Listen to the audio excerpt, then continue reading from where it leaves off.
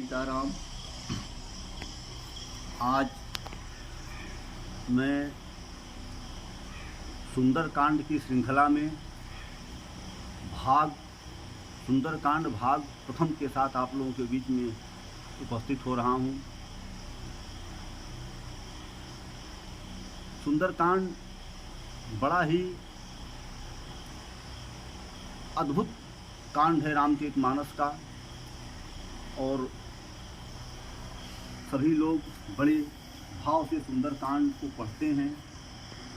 और ऐसा माना जाता है कि सुंदरकांड के पठन से, श्रवण से हमारी सारी मनोकामनाएं पूर्ण हो जाती हैं और हनुमान जी महाराज की कृपा बनी रहती है। तो आइए आज हम प्रवेश करते हैं सुंदरकांड में। सुंदरकांड की जो प्रथम चौपाई है,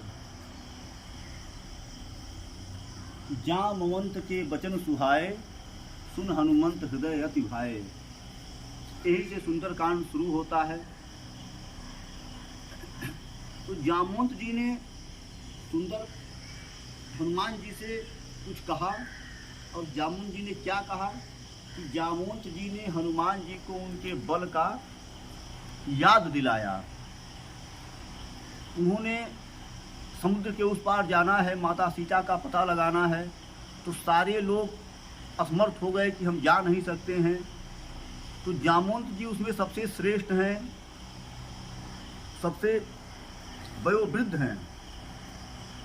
तो जामवंत जी ने हनुमान जी को उनके बल का याद दिलाया कि पवन तनय बल पवन समाना,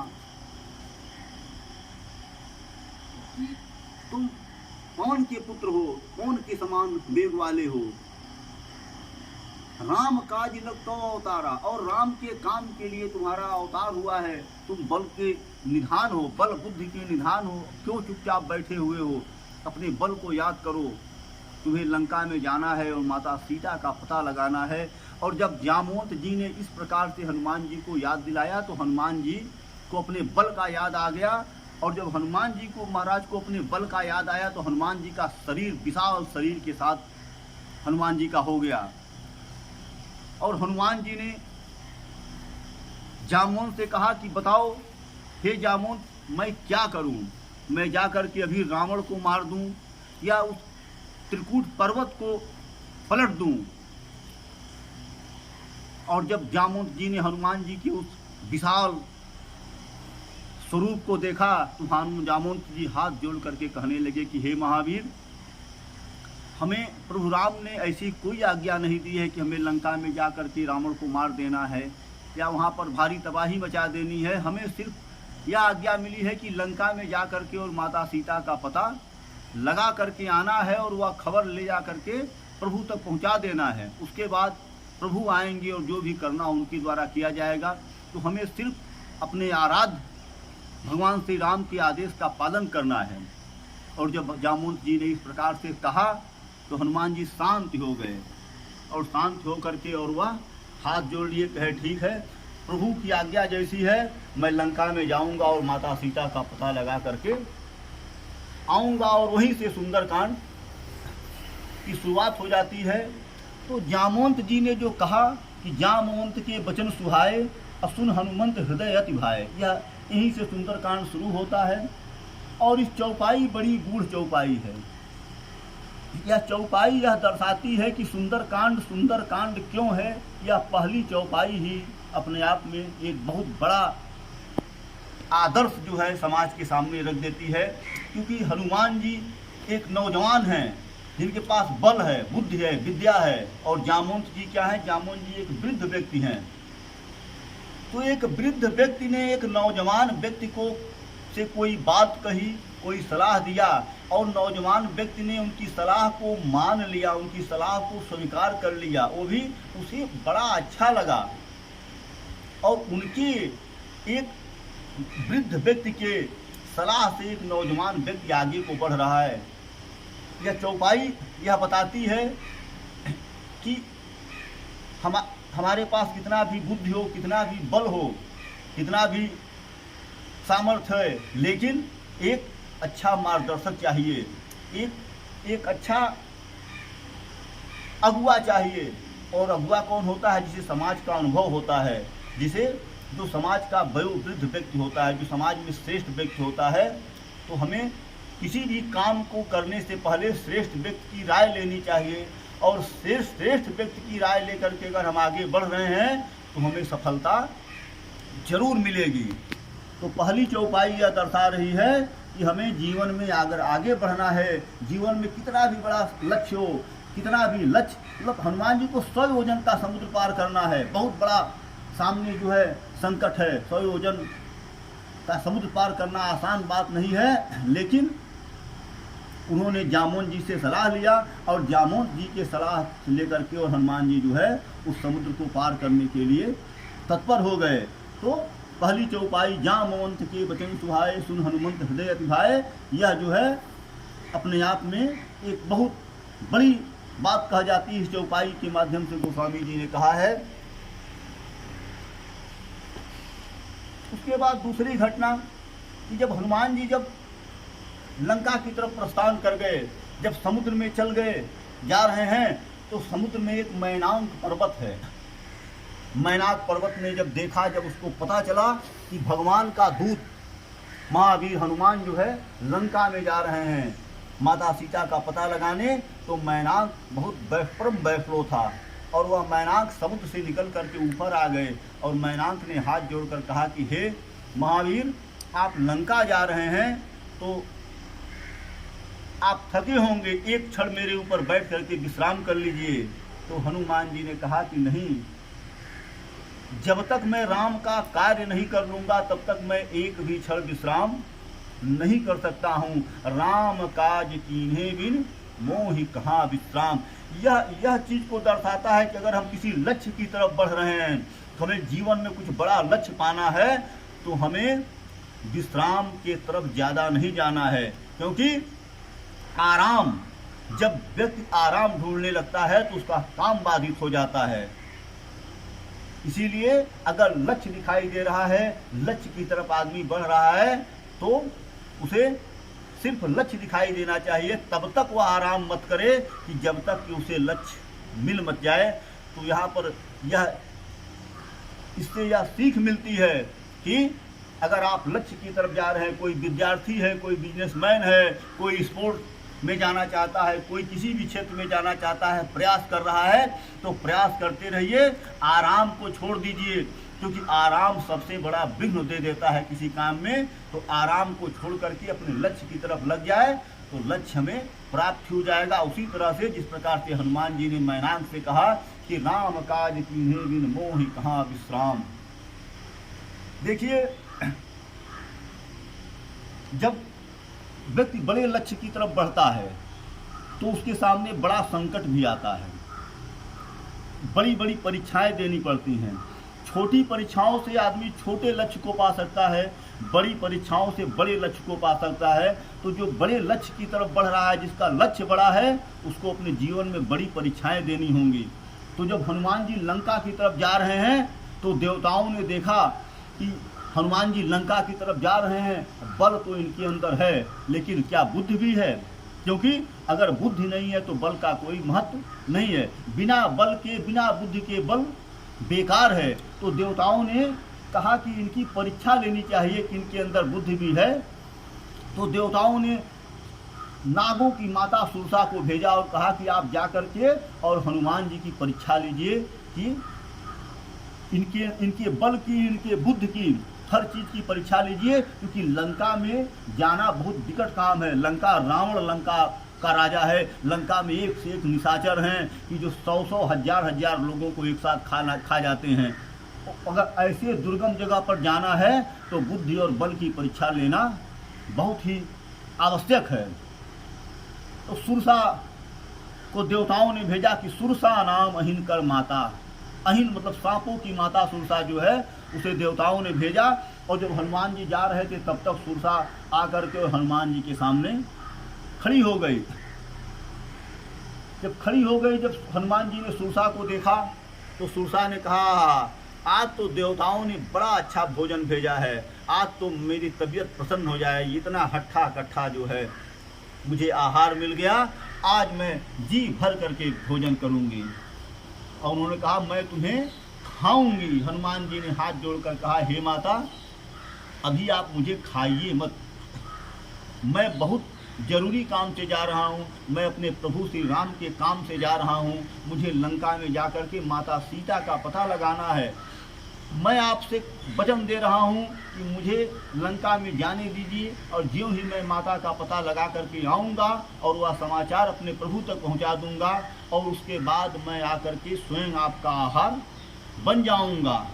तब तो वदन पैठियों आई, सत्य कहो मुझे जान दे माई। लेकिन सुरसा ने कहा मैं तुम्हें जाने नहीं दूंगी, कौनो जतन देह नहीं जाना, कौनो जतन देह नहीं जाना, ग्रसत न मोहि कहें हनुमाना। वह किसी प्रकार से हनुमान जी को जाने नहीं दे रही है, और हनुमान जी कह रहे हैं कि नहीं, मुझे खाइए मत तब तक कि जब तक मैं राम के काम को पूरा, जो दायित्व मुझे सौंपा गया है उस दायित्व को जब तक मैं पूरा मत कर लूँ तब तक मैं आपका आहार नहीं बन सकता हूँ। इस प्रकार से होने लगा। तो जब हनुमान जी ने देखा है तो बड़ा विलम्ब हो जाएगा इस तरह से वाद विवाद में, तो हनुमान जी ने कहा ठीक है, तो मुझे आप खाइए, मुझे अपना आहार बनाइए। और हनुमान जी ने अपने आकार को बढ़ा लिया। जब हनुमान जी ने आकार को बढ़ा लिया और कहा मुझे लीजिए अपने मुंह में, तो जब सुरसा ने देखा कि हनुमान जी का आकार बढ़ गया है, तो सुरसा ने उसका दुगना अपना मुंह बढ़ा लिया।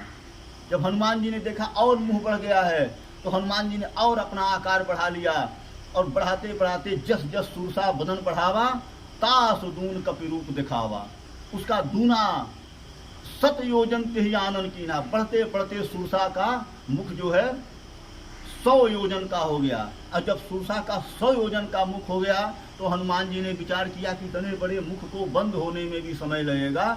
और हनुमान जी ने तत्क्षण छोटा सा रूप धारण किया और सुरसा के मुंह में प्रवेश कर गए। और मुंह में प्रवेश करने के बाद कुछ देर जाकर के सुरसा के मुख में उसकी जीभ पर बैठे, और बैठ करके फिर बाहर आ गए। और बाहर आए और हाथ जोड़कर कहे कि हे माँ, आपने कहा था मैं तुम्हें अपना भोजन बनाऊंगी, तो मैं आपका भोजन बन गया, मैं आपके मुंह में चला गया, आपके पेट में चला गया, और मैं वहाँ से निकल करके आ गया, अब तो मुझे जाने दीजिए। तो सुरसा हंसी और सुरसा कही कि हे वीर, मैं तुम्हारी शत्रु नहीं हूँ, मुझे तो देवताओं ने सिर्फ यह परीक्षा लेने की भेजा था कि जा करके देखो इतने बड़े कार्य के निमित्त महावीर जा रहे हैं, तो क्या इनके अंदर बुद्धि भी है। तो मैं तो तुम्हारे, क्योंकि मुझे बल का ज्ञान था, सभी लोगों को बल का ज्ञान है, लेकिन बुद्धि की परीक्षा लेने के लिए मैं आई थी। और मुझे यह स्पष्ट हो गया कि तुम बहुत ही बुद्धिमान हो, तुम बलवान के साथ साथ बुद्धिमान हो, और तुम्हारा सारा काम सफल होगा। बुद्धि बल मरम तोर मैं पाई। उन्होंने कहा तुम्हारे बुद्धि और बल का था मैं पा गई हूँ, और हे महावीर आप जाइए, आपका काम सफल होगा। उसके बाद से हनुमान जी वहाँ से आगे चल गए।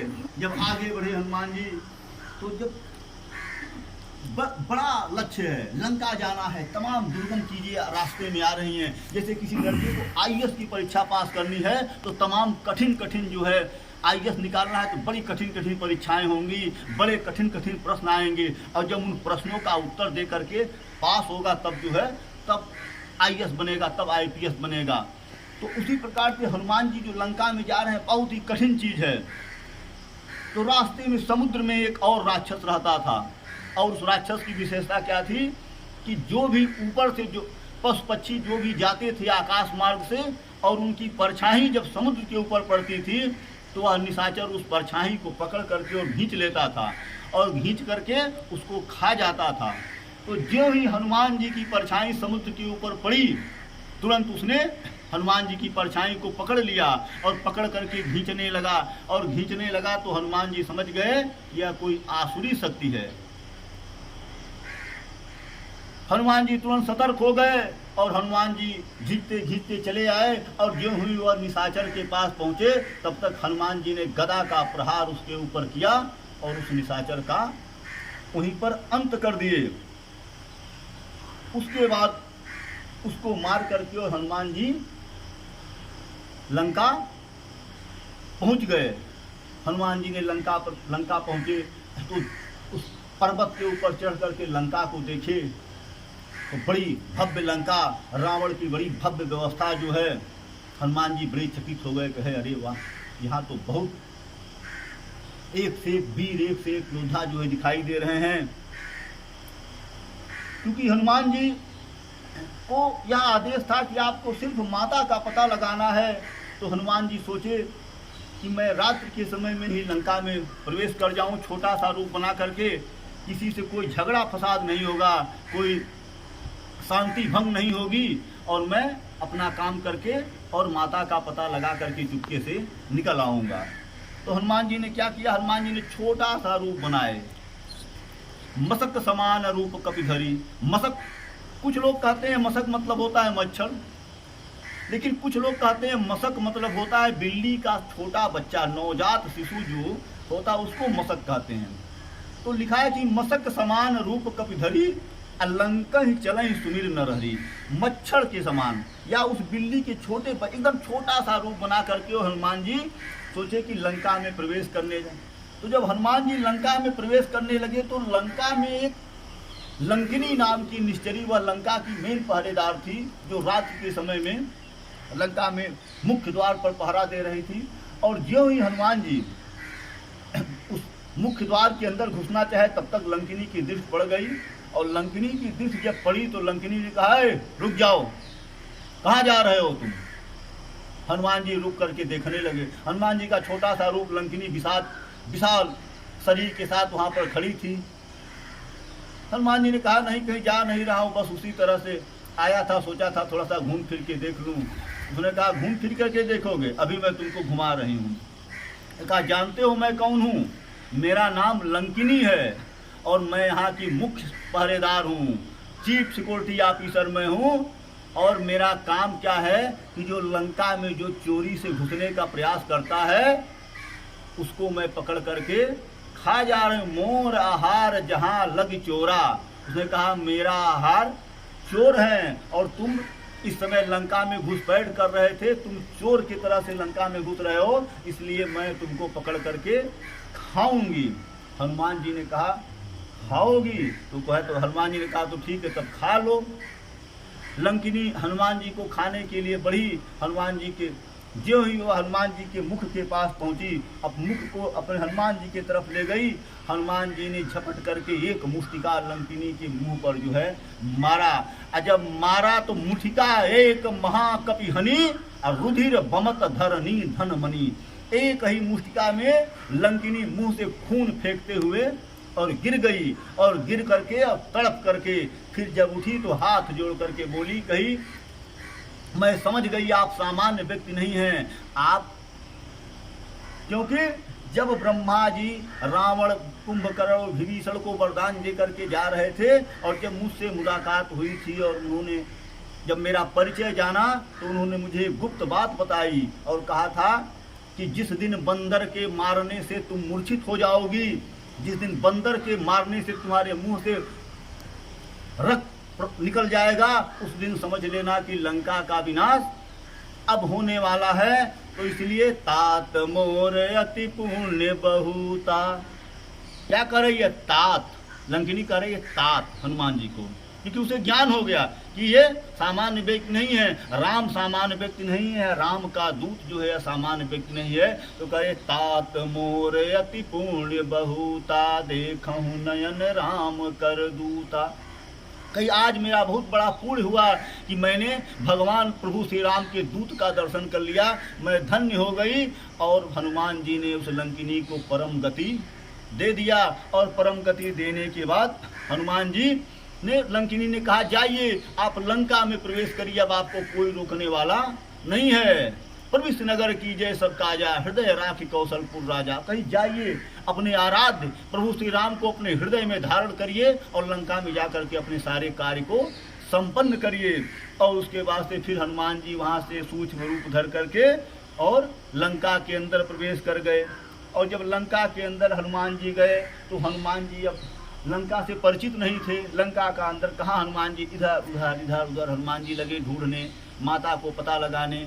तो मंदिर मंदिर प्रतिकर शोधा, एक एक घर जाकर के हनुमान जी घूम रहे हैं, सीता जी को ढूंढ रहे हैं, लेकिन सीता जी कहीं मिल नहीं रही। हनुमान जी बड़ा परेशान हो गए और देख रहे हैं चारों ओर सब राक्षस पहरेदारी कर रहे हैं। उन्होंने सोचा आखिर किससे मैं क्या पूछूं, अभी तो तुरंत ज्यों पूछूंगा सीता का पता, सीता माता का पता, त्यों तो तुरंत लफड़ा हो जाएगा। अब ये सोच रहे हैं कोई तो अच्छा व्यक्ति दिखे कि जिससे मैं माता का पता पूछूं। तब तक हनुमान जी की दृष्टि कहाँ पड़ गई? लंका में एक ऐसे घर के ऊपर पड़ गई कि जो लंका में सारे घरों से बहुत अलग ढंग का बना हुआ था। अलग ढंग का क्या बना हुआ था? लंका के सारे घर जो है वो दूसरे प्रकार थे, लेकिन वह घर जो है अपने आप में एक मंदिर के समान लग रहा था। और क्यों हनुमान जी को आश्चर्य हुआ कि रामायुध अंकित गृह शोभा बरनी न जाय, नव तुलसी का वृंद तह देखी हरसी कपिराय। उस घर के ऊपर राम राम लिखा हुआ है, बाहर तुलसी जी का पेड़ लगा हुआ है। तो हनुमान जी ने सोचा ओह, तो लग रहा है किसी भगवान के भक्त का निवास स्थान है। उन्होंने कहा अगर ये भगवान के भक्त हैं तो जरूर हमारी सहायता करेंगे। लेकिन फिर उनके मन में संदेह हुआ कि इसको एक बार कन्फर्म कर लेना जरूरी है कि यह भगवान के भक्त हैं या सिर्फ एक छलावा है। तो हनुमान जी ने एक भेष बना लिया। कैसा भेष बना लिया? एक ब्राह्मण का भेष बना करके और गए और वहाँ पर जा करके अपना कीर्तन किए। जब कीर्तन किए तो अंदर से विभीषण जी निकल गए, उनकी भी नींद खुली। तो राम राम ते ही सुमिरन कीन्हा। और जो विभीषण जी की नींद खुली तो विभीषण जी क्या कहे? राम राम। और जब राम राम कहे तो हनुमान जी तुरंत पहचान गए कि यह जरूर कोई सज्जन व्यक्ति हैं। और जब निकले तो दोनों लोगों का परिचय हुआ। यह भी ब्राह्मण के भेष में। विभीषण जी ने कहा अरे महाराज, आप लंका में कैसे आ गए? लंका में तो इस वेशभूषा का किसी व्यक्ति का प्रवेश नहीं है, मैं ही सिर्फ यहाँ पर किसी तरह से हूँ, तो आप कैसे आ गए? तो हनुमान जी ने कहा, अब हनुमान जी अपने असली भेष में आ गए और कहा कि मैं भगवान राम का दूत हनुमान हूँ और मैं माता सीता का पता लगाने आया हूँ। दोनों लोगों में एक दूसरे को, क्योंकि दोनों भक्त हैं, विभीषण भी भक्त हैं और हनुमान जी भी भक्त हैं, तो भक्त से भक्त मिला तो अजब प्रकार की खुशी दौड़ गई। और हनुमान जी को लगा कि अब लग रहा है हमारा काम सफल हो जाएगा। क्योंकि जीवन में अगर आपको अच्छे व्यक्ति मिल रहे हैं तो समझ लीजिए ईश्वर की कृपा है। आप किसी बड़े कार्य के निमित्त जा रहे हैं, किसी कठिन कार्य के निमित्त जा रहे हैं और रास्ते में आपको अच्छे व्यक्ति मिल गए जो आपको अच्छा मार्ग बताने वाले, अच्छी दिशा बताने वाले, तो समझ लीजिए कि आपका कार्य सफल हो जाएगा। इसीलिए जीवन में बड़े लक्ष्य की तरफ जाएं तो अच्छे व्यक्ति से मिलने का प्रयास करें। अच्छा व्यक्ति मिलेगा तभी हमको बड़ा लक्ष्य मिल सकता है। कभी भी दुष्ट व्यक्ति के संपर्क में रह करके हम बड़े लक्ष्य को प्राप्त नहीं कर सकते हैं। तो विभीषण जी से हनुमान जी की मुलाकात हुई, दोनों लोगों का परिचय हुआ, भक्त से भक्त मिल गए। और उसके बाद से हाथ जोड़कर हनुमान जी ने कहा कि हे विभीषण जी, अब विलंब मत करिए और मुझे तुरंत बता दीजिए कि माता सीता जो है वह कहाँ पर मिलेंगी। मुझे वह रास्ता बता दीजिए जहाँ से मैं माता सीता तक पहुँच सकूँ। विभीषण जी ने कहा जरूर मैं आपको बताऊँगा। और विभीषण जी ने वह सारा मार्ग बता दिया, ऐसे ऐसे जाइए, वहाँ जाएंगे, अशोक वाटिका है, वहीं पर रावण ने माता सीता को रखा हुआ है। और वहाँ से जो है हनुमान जी चले। और जब आए तो हनुमान जी जब देखे दूर से कि माता सीता बैठी हुई हैं, और जब माता सीता बैठी एकदम तपस्वियों का भेष है, जटाजूट हो गया है, एकदम कृष्काय, कृष्ण तन शीश जटा एक बेनी, उनकी जटा हो गई है, जिसे बाल जो उनके लग रहा है जटाओं की तरह हो गए हैं, शरीर कृष्काय हो गया है। हनुमान जी के नेत्रों से अश्रु बहने लगे।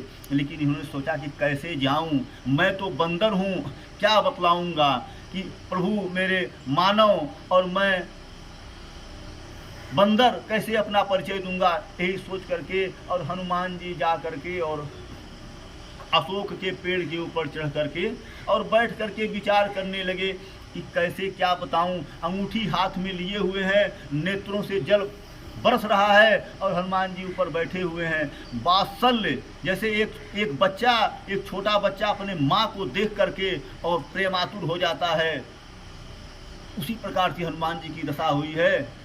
हनुमान जी बैठे हुए हैं और सोच रहे हैं कैसे जो है बताऊं, कैसे उनको मुद्री दूं। और उसी समय जो है रावण आ गया वहां पर। और जब रावण आ गया और रावण नाना प्रकार से जो है आकर के और सीता जी को धमकाने लगा कि मेरी बात मान लो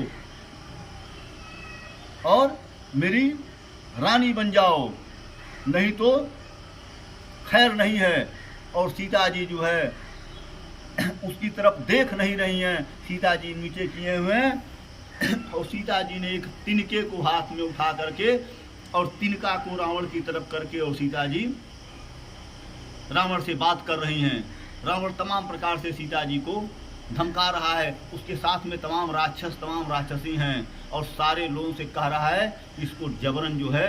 और उसके बाद से तमाम प्रकार से रावण सीता जी को प्रताड़ित किया। लेकिन सीता जी ने जब हो गया तो सीता जी ने कहा, अरे मूर्ख, तू अपने आप को वीर समझता है, आकर के मेरे सामने वीरता दिखा रहा है, मुझे अपना चंद्रहास दिखा रहा है। अरे यह चंद्रहास मेरे स्वामी को दिखाया होता तो क्षण भर में तेरा संहार कर दिए होते। तू तो चोरी से मुझको उठा करके लाया।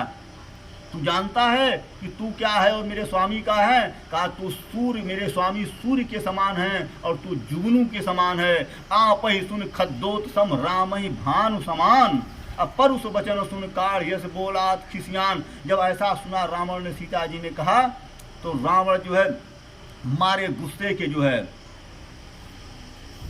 लाल हो गया। और उसके बाद से कहा कि ठीक है, इस बार मैं तुम्हें छोड़ दे रहा हूं, लेकिन तुम्हें मैं 1 माह का समय दे रहा हूं कि मास दिवस मऊ कहा न माना तो मैं मारव काढ़ कृपाना। अगर 1 महीने के अंदर तुमने मेरा कहना नहीं माना तो मैं इस चंद्रहास से तुम्हारा सर काट दूंगा। और हनुमान जी यह सारी चीजें बैठ करके अशोक के पेड़ के ऊपर देख रहे हैं और उनके नेत्रों से अश्रु गिर रहे हैं, क्योंकि उनके अंदर सामर्थ्य है कि वह इसी क्षण रावण का अंत कर सकते हैं।